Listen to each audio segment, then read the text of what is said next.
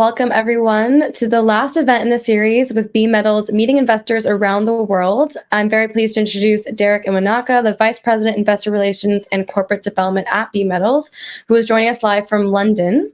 Derek's going to provide us with a quick update on how the trip has been, and then, of course, we'll open the floor up to questions. So if anyone has any questions, feel free to submit them at any time, and we'll try to get to them after Derek's update. So thanks so much for joining, and I'll pass it to you, Derek. Thanks, Sasha, and hello to everybody who's there live with us. It's been a heck of a last 2 weeks. John and I have gone from Cape Town to Frankfurt to Zurich and now to London. We've met literally investors around the world. So it's kind of funny that we knew we were going to be meeting investors all over, but we literally have been meeting investors around the world the last 2 weeks. This is kind of, I feel like it's like the opening of the world. People are starting to get back to meeting in person, and meeting down at the Indaba was terrific. In Cape Town last week, we met all kinds of new people that I would never have met if I had just stayed in Vancouver. So I do really feel like things are opening up. Investors are starting to look around it and get more active. The junior markets have been crummy, to say the least. We've watched a number of smaller, well, not even just smaller, but larger companies also tumbling quite dramatically. So pretty good time to be looking at picking up or making positions in stocks, I would say right now. So I've purchased some stock myself, and so have others in our insider group for BeMetals. So we think it's a great time, and we are finally drilling in Japan. So we really figured the timing couldn't be better for us to go on a marketing roadshow. But yeah, it's been an interesting contrast between each country. Starting off in Cape Town last week, moving up to Frankfurt and meeting with a number of high net worth individuals and hearing their perspectives on the markets, on inflation, on politics, everything. Really contrasting viewpoints between each place, and then moving over to Zurich, where we had a small luncheon with a few high net worth individuals and a couple portfolio managers, and then moving on to London today, where it is very beautiful outside. You can't really tell right now because I'm in my hotel room. As it turns out, we ended up doing team calls with a few of the fund managers here in London. And then we have a couple more calls tomorrow. So I'll just give you a little rundown.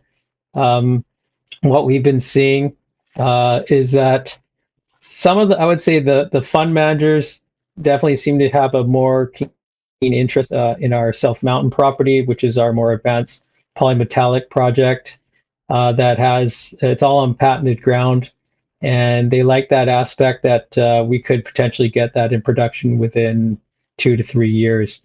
So that seems to have been something that they really gravitated towards.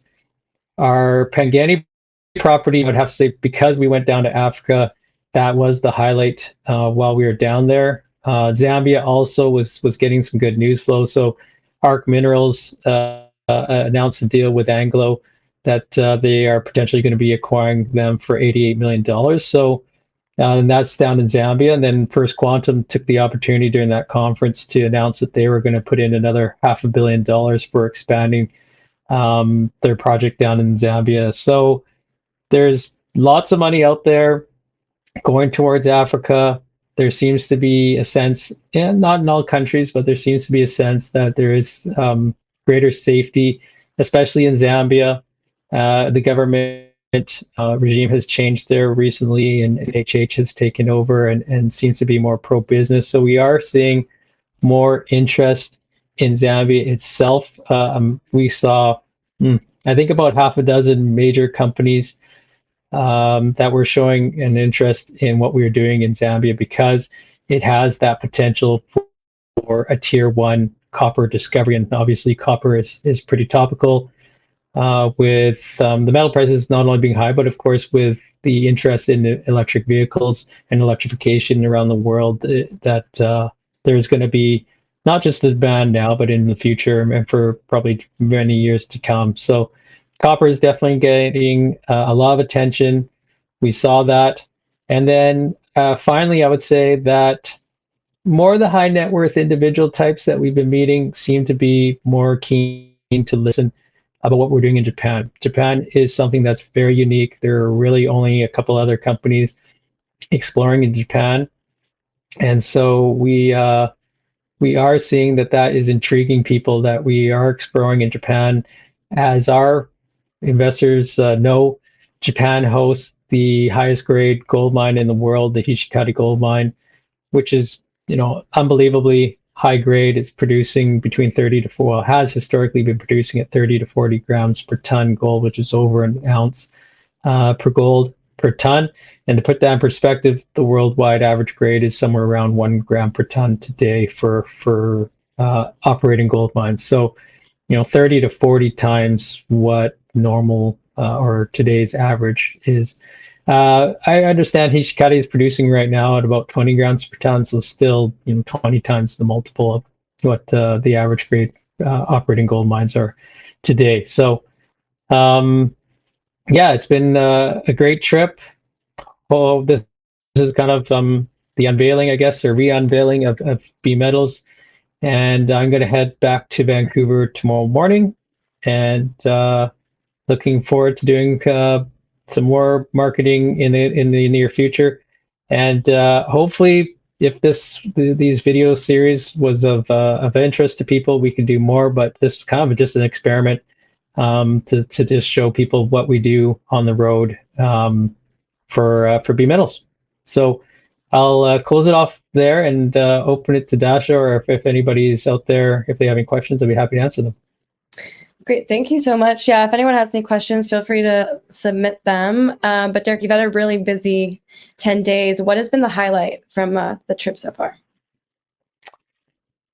Well, personally for me, just because I had never been down to South Africa, it was an eye-opening experience. It feels so foreign to travel 22 hours of flight time and another 6 or 7 hours of layovers. So it literally took almost 2 days for me to get over there. And then you kind of feel like you're going to be in a different world than you are, but it's for me anyways, it's kind of strange that you land in, it's a first world country. I mean, South Africa is, everybody speaks English there. Everybody understands you. It is actually fairly orderly. Sure, there are some aspects where there's infrastructure issues and whatnot, but it's a first class country. So I mean, it was really nice to see what it's like down there, and to see. I mean, you do hear about, South Africa is a dangerous place to be, and when I was heading down there, people were telling me to be careful, and I found that the people there were so fantastic and super friendly. So that was, on a personal level, was quite interesting. But from a business standpoint, what I got was that there's still so much interest in Africa itself and investing in Africa, and that there's lots of money out there to be put to work in Africa. Based on the major companies that we met down there, there's clearly billions of dollars that could be spent in Africa, and I would say, since we've been in London, especially, there's a pretty good appetite for investing. I know some North Americans are maybe not familiar with Africa, and so they're a little bit reluctant to invest over there in projects that are in Africa. But I don't see that with at least a number of the people that we've met so far in London, and also just in Germany and in Switzerland as well. I mean, there's just a better understanding for that area. Right.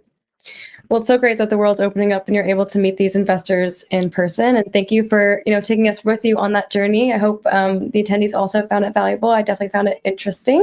But we're definitely going to compile your trip up to a video and send it out to all the registrants for this event. So if you miss any of the cities, you'll be able to watch and get some insight. If there are no questions, feel we're going to wrap up here, but I just want to thank you again, Derek, for taking us through these 4 cities and providing us an inside scoop of what it's like. And of course, everyone who attended the sessions will be emailing out the video. So I'll just pass it back if you have any last remarks, but I'm sure you're on your last leg of the trip, so I bet you're a bit tired. And it is time to go out for a drink. Yes. So thanks everybody, and thanks Tasha, especially yesterday because it was quite early. So thank you. All right, thank you so much, and have a great rest of your day.